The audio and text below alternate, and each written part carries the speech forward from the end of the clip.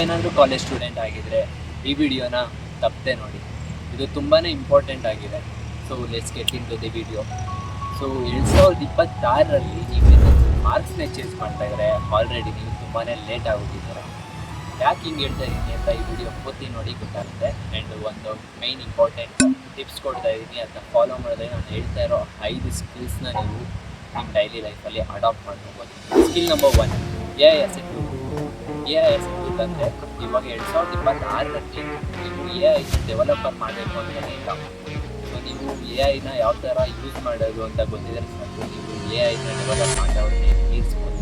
So ಹೆಂಗೆ ನಿಮ್ಮ daily ಲೈಫಲ್ಲಿ ಆ್ಯಡ್ ಮಾಡ್ಕೊಡೋದು ಅಂದರೆ, ಸ್ಟಾರ್ಟಿಂಗಲ್ಲಿ ನೀವು ಏನಾದರೂ ನೋಟ್ಸ್ ಇರುತ್ತಲ್ವ, ನಿಮ್ಮ ನೋಟ್ಸ್ನ ChatGPT ಕೊಟ್ಬಿಟ್ಟು ಅದನ್ನ ಸಮರೈಸ್ ಮಾಡೋಕ್ಕಾಗಿ ಕೊಡಿ, ಅದು ಸಮರೈಸ್ ಆಗುತ್ತೆ. ಅದಾದಮೇಲೆ ನಿಮ್ಮದು ರೆಸ್ಯೂಮೆ ಇಂಪ್ರೂವ್ ಮಾಡೋಕ್ಕಾಗಿ ಇಲ್ಲಿ ಮಾಡಿಕೊಡುತ್ತೆ. ಸೊ ಈ ರೀತಿನ ಯೂಸ್ ಮಾಡ್ಕೊಬೋದು. ನೀವು ಸ್ಟಡಿ ಪ್ಲ್ಯಾನ್ಸ್ಗಾಗಿರ್ಬೋದು, ಈ ಥರ ಯೂಸ್ ಮಾಡಿಕೊಂಡ್ರೆ ನೀವು ಡೈಲಿ ಲೈಫಲ್ಲಿ ಅಡಾಪ್ಟ್ ಮಾಡ್ಕೊಳಕ್ಕಾಗ್ತೀರಾ. ಆ್ಯಂಡ್ ನೀವು ಈ 2026ರಲ್ಲಿ ನೀವು ಎಕ್ಸಿಸ್ಟ್ ಆಗ್ಬೋದು. So skill number 2 communication. So ನಾವು ಏನಾದರೂ ನಿಮ್ಮ ಹತ್ರ ಸ್ಕಿಲ್ಸೇ ಇರ್ಬೋದು, ಎಷ್ಟು ಸ್ಕಿಲ್ಸ್ ಇದ್ರೂ ನೀವು ಕಮ್ಯುನಿಕೇಟ್ ಮಾಡಿಲ್ಲ ಅಂದರೆ ಅದು ಸ್ಕಿಲ್ಲು ವ್ಯಾಲ್ಯೂನೇ ಇರೋಲ್ಲ ಅಲ್ವಾ. ಅದಕ್ಕೆ ನೀವು ಫಸ್ಟು ಇಂಗ್ಲೀಷಲ್ಲಿ ಕಮ್ಯುನಿಕೇಷನ್ ಸ್ಕಿಲ್ನ, ಸ್ಪೀಕಿಂಗ್ ಕಾನ್ಫಿಡೆನ್ಸ್ನ ಇಂಪ್ರೂವ್ ಮಾಡಬೇಕು. ಸೊ ಇದರಿಂದ ಏನಾಗುತ್ತೆ, ಏನಾದರೂ ಒಂದು ಸ್ಕಿಲ್ನ ಎಕ್ಸ್ಪ್ಲೈನ್ ಮಾಡಬೇಕು ಅಂದರೆ ನಮ್ಗೆ ಈಸಿ ಆಗುತ್ತೆ. ಅದಾದಮೇಲೆ ನಾವು ಬೇರೆ ದೇಶಕ್ಕೆ ಹೋದರೆ ಮಾತಾಡೋಕ್ಕೆ ಆ್ಯಂಡ್ ಕಮ್ಯುನಿಕೇಟ್ ಮಾಡೋಕ್ಕೆ ಆ ಪೀಪಲ್ಸ್ ಜೊತೆ ಸ್ವಲ್ಪ ನಮಗೂ ಹೈ ಲೆವೆಲ್ ಫೀಲಿಂಗ್ ಬರುತ್ತೆ. ಸೊ ಇಂಗ್ಲೀಷ್ನ ಕಲ್ತ್ಕೊಳ್ಳಿ. ಆ್ಯಂಡ್ ಇವಾಗ ನೋಡಿ, ನಮ್ಮ ದೇಶದಲ್ಲಿ ಕನ್ನಡ ಮಾತಾಡ್ತೀವಿ, ಹಿಂದಿ ಮಾತಾಡ್ತೀವಿ, ತಮಿಳ್, ತೆಲುಗು ಎಲ್ಲ ಮಾತಾಡ್ತೀವಿ, ಕಮ್ಯುನಿಕೇಟ್ ಮಾಡ್ತೀವಿ. ಸೊ ಅದೇ ಥರ ಇಂಗ್ಲೀಷ್ ಮಾತಾಡಿದ್ರೆ ನಾವು ಕಮ್ಯುನಿಕೇಷನಲ್ಲಿ ಮಾಸ್ಟರ್ ಆಗ್ಬೋದು. ಯಾವ ಥರ ಅಂದರೆ, ನೀವು ಮನ್ಸಲ್ಲಿ ಮಾತಾಡ್ಕೊತೀರಲ್ವಾ, ಆ ಮನ್ಸಲ್ಲಿ ಮಾತಾಡ್ಕೊಳ್ಳೋದನ್ನ ನೀವು ಇಂಗ್ಲೀಷಲ್ಲಿ ಮಾತಾಡ್ಕೊಳ್ಳಿ. ಸೊ ಅವಾಗ ಈಸಿ ಆಗುತ್ತೆ. ಸ್ಕಿಲ್ ನಂಬರ್ 3ಗೆ ಒಂದು ಹೆಸರು ಕೊಡೋಣ, ಮಾನಿಟೈಸಬಲ್ ಸ್ಕಿಲ್ ಅಂತ. ಇವಾಗ ನಾನು ಒಂದು 4 ಸ್ಕಿಲ್ಸ್ ಹೇಳ್ತೀನಿ, ಅದರಲ್ಲಿ ಒಂದು ಚೂಸ್ ಮಾಡ್ಕೊಂಡು ಲಾಕ್ ಮಾಡ್ಕೊಳ್ಳಿ. ಓಕೆನಾ? ಏನಂದರೆ ಎಲ್ಲ ಸ್ಕಿಲ್ ಕಲ್ತ್ಕೊಂಡ್ರೆ ಸ್ಟೂಡೆಂಟ್ಸಿಗೆ ಸ್ವಲ್ಪ ಪ್ರೈಸ್ ಕಲ್ಸ್ದಂಗೆ ಆಗುತ್ತೆ. ಒಂದು ಸ್ಕಿಲ್ ತೊಗೊಂಡು ಲಾಕ್ ಮಾಡ್ಕೊಳ್ಳಿ. ಸೊ 4 ಸ್ಕಿಲ್ ಯಾವುದ್ಯಾವುದಂದರೆ, video editing, A I asset tool, web development, design.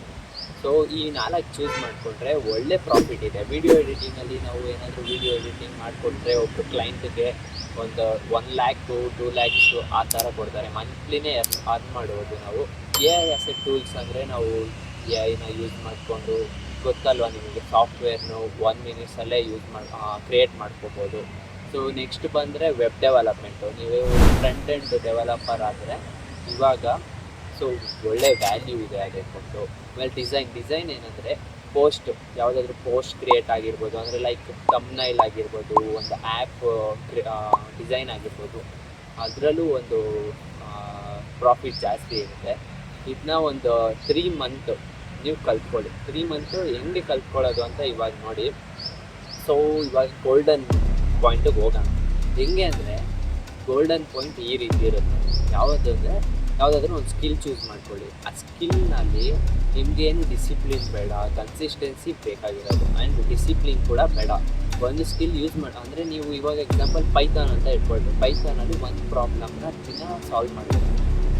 ಆ ಟೆನಿಕಸ್ಟ್ ಏನೇ ಇರಲಿ, ಒಂದು ರಿಲೇಟಿವ್ ಫಂಕ್ಷನ್ ಇರ್ಬೋದು, ಏನೇ ಒಂದು ಟ್ರಿಪ್ ಇರ್ಬೋದು, ಅದು ಅಪಾರ್ಟ್ ಫ್ರಮ್ ದಟ್ ನೀವು ಒಂದು ಪ್ರಾಬ್ಲಮ್ನ ಸಾಲ್ವ್ ಮಾಡಲೇಬೇಕು ಒಂದು ದಿನದಲ್ಲಿ. ಸೊ ಆ ಥರ ದಿನಾಗ್ಲೂ ಯಾವ ಟೈಮ್ ಸೆನ್ಸೇ ಬೇಡ, ಅದಕ್ಕೆ ದಿನಾಗ್ಲೂ ಒಂದು ಸಾಲ್ವ್ ಮಾಡಬೇಕು.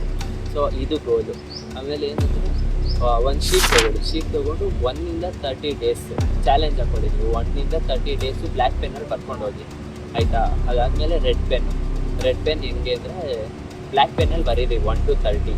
ಅದಾದಮೇಲೆ ರೆಡ್ ಪೆನ್ನಲ್ಲಿ ನೀವೇನಾದರೂ ಟಾಸ್ಕ್ ಕಂಪ್ಲೀಟ್ ಆದರೆ, ಎಕ್ಸಾಂಪಲ್ ನೀವು ಇವಾಗ ಪೈಥಾನ್ ಪ್ರಾಬ್ಲಮ್ ಮಾಡಿರ್ತೀರ, ಸರ್ಕಲ್ ಹಾಕ್ಬಿಟ್ಟು ಹಿಂಗೆ ಕ್ಯಾನ್ಸಲ್ ಮಾಡಿ. ಸೊ 1 day ಸ್ಟ್ರೀಕ್ ಮೇಂಟೈನ್ ಮಾಡಿರೋ ಥರ ಬರುತ್ತೆ. ಸೊ ಈ ರೀತಿ ಇದೆ. ಸೊ ಸ್ಕಿಲ್ ನಂಬರ್ 4ಗೆ ಹೋಗೋಣ. ಸ್ಕಿಲ್ ನಂಬರ್ 4 ಬಂದು ಕಂಟೆಂಟ್ ಕ್ರಿಯೇಷನ್. ಎಲ್ಲರೂ ಯಾವ ರೀತಿ ಅಂದ್ಕೊಂಡಿದ್ದಾರೆ ಅಂದರೆ, ಎಲ್ಲರೂ ಒಂದು ಫೇಮ್ಗೋಸ್ಕರ ಮಾಡ್ತಾರೆ, ಅದಕ್ಕೋಸ್ಕರ ಮಾಡ್ತಾರೆ, ಇದಕ್ಕೋಸ್ಕರ ಮಾಡ್ತಾರೆ ಅಂದ್ಕೊತೀರಾ. ಹೌದು, ಫೇಮ್ಗೋಸ್ಕರ ಒಂದು ಸ್ವಲ್ಪ ಜನ ಮಾಡ್ತಾರೆ. ಇವಾಗ ನಾವೆಲ್ಲ ಸ್ಟೂಡೆಂಟ್ಸ್ ಆಗಿರ್ತೀವಿ, ನಾವು ಯಾವ ರೀತಿ ಒಂದು ಕಂಟೆಂಟ್ ಕ್ರಿಯೇಟ್ ಮಾಡಬೇಕು ಅಂದರೆ, ಆ ಒಂದು ಆಪರ್ಚುನಿಟಿ ಕ್ರಿಯೇಟ್ ಆಗಬೇಕು ನಮಗೆ. ಒಬ್ಬ ಯಾರಾದರೂ ನೋಡಿದ್ರೆ ದೊಡ್ಡವರು ಅವ್ರು ಇಂಟರ್ನ್ಶಿಪ್ ಕೊಡ್ಬೇಕು ನಮಗೆ, ಆ ರೀತಿ ಮಾಡ್ಬೇಕು. ಇವಾಗ ನೋಡಿ ನಾನು ಟೆಕ್ಸ್ಟ್ ಕಾಲೇಜಲ್ಲಿ ಓದ್ತಾ ಇದ್ದೀನಿ, ನಾನು ಯಾವ್ಯಾವ ಥರ ಕಲಿತಾ ಇದ್ದೀನಿ ಸ್ಕಿಲ್ಸ್ನ ಅದನ್ನೆಲ್ಲ ಶೇರ್ ಮಾಡಿಕೊಂಡ್ರೆ ನಮಗೆ ರೆಕಾರ್ಡ್ ಮಾಡ್ಕೊಂಡು ಇಟ್ಕೊಂಡಂಗೂ ಆಗುತ್ತೆ. ಆ್ಯಂಡ್ ಲೈಕ್ ಇವಾಗ ಈ ಯುಗದಲ್ಲಿ ನಾವು ನಮ್ಮ ಸ್ಕಿಲ್ಸ್ನ ಫ್ಲೆಕ್ಸ್ ಮಾಡಬೇಕು. ಸೊ ಫ್ಲೆಕ್ಸ್ ಮಾಡಿದ್ರೇ ಒಂದು ಆಪರ್ಚುನಿಟಿ ಸಿಗುತ್ತೆ. ನಿಮ್ಗೆ ಇವಾಗ ಅರ್ಥ ಆಗಲ್ಲ, ಸ್ವಲ್ಪ ದಿನ ಒಂದು 5 ವರ್ಷ ನೋಡಿ ಯಾವ ರೀತಿ ಹೋಗುತ್ತೆ ನಮ್ಮ ಯುಗ ಅಂತ. ಆವಾಗ ನಮ್ಮ ಪಾಯಿಂಟ್ ಎಲ್ಲ ನಿಮಗೆ ಗೊತ್ತಾಗುತ್ತೆ. ಅದೇ ರೀತಿಯೇ ಇವಾಗ ಲಿಂಕ್ಡ್ಇನ್ ಇರೋದು. ಲಿಂಕ್ಡ್ಇನ್ ಕೂಡ ನಮ್ಮದು ಏನು ಮಾಡ್ತೀವಿ ಸ್ಕಿಲ್ಸ್ನ ಅದನ್ನ ಫ್ಲೆಕ್ಸ್ ಮಾಡ್ಕೊಳ್ಳೋಕೆ ಇರೋದು. ಸೊ ನೀವು ಯೂಟ್ಯೂಬ್ನ ಯಾಕೆ ಆ ಥರ ತೊಗೊಬಾರ್ದು? ನೀವೇಂತ ಕಲ್ತ್ಕೊತಾ ಇದ್ದೀರಾ ಸ್ಕಿಲ್ಸ್ನ ಅದನ್ನ ಶೇರ್ ಮಾಡ್ಕೊಬೋದಲ್ವಾ. ಸ್ಕಿಲ್ ನಂಬರ್ 5 ಮನಿ ಬೇಸಿಕ್ಸ್. ನೋಡಿ, ಒಂದಷ್ಟು ಜನಕ್ಕೆ ಮನಿ ಬೇಸಿಕ್ಸ್ ಅನ್ನೋದೇ ಇರಲ್ಲ. ಯಾಕಂದರೆ ಸೇವಿಂಗ್ಸಲ್ಲಿ ನೆಗ್ಲಿಜೆನ್ಸಿ ಮಾಡ್ತಾರೆ ಆ್ಯಂಡ್ ಇನ್ವೆಸ್ಟಿಂಗಲ್ಲೂ ನೆಗ್ಲಿಜೆನ್ಸಿ ಮಾಡ್ತಾರೆ. ಇವರೆಲ್ಲ ಹಾಗೆ ಮನಿನ ಕಳಿಸೋರು. ಸೊ ನಾವು ಇವಾಗ ಏನು ಮಾಡಬೇಕು, ಸೇವಿಂಗ್ಸು ಆಮೇಲೆ ಇನ್ವೆಸ್ಟ್ಮೆಂಟು ಇದನ್ನೆಲ್ಲ ಬೇಸಿಕ್ಸ್ ಕಲ್ತ್ಕೊಬೇಕು. ವೀಡಿಯೋ ನೋಡಿ ಆ್ಯಂಡ್ ಇನ್ವೆಸ್ಟ್ಮೆಂಟ್ ಯಾವ ರೀತಿ ಮಾಡೋದು ಅಂತ ವೀಡಿಯೋ ನೋಡಿ, ಸ್ಟಾಕ್ ಮಾರ್ಕೆಟ್ಸ್ ಇರ್ಬೋದು, ಅದನ್ನೆಲ್ಲ ಕಲ್ತ್ಕೊಳ್ಳಿ, ಯೂಸ್ ಆಗುತ್ತೆ. ಓಕೆನಾ? ಸೊ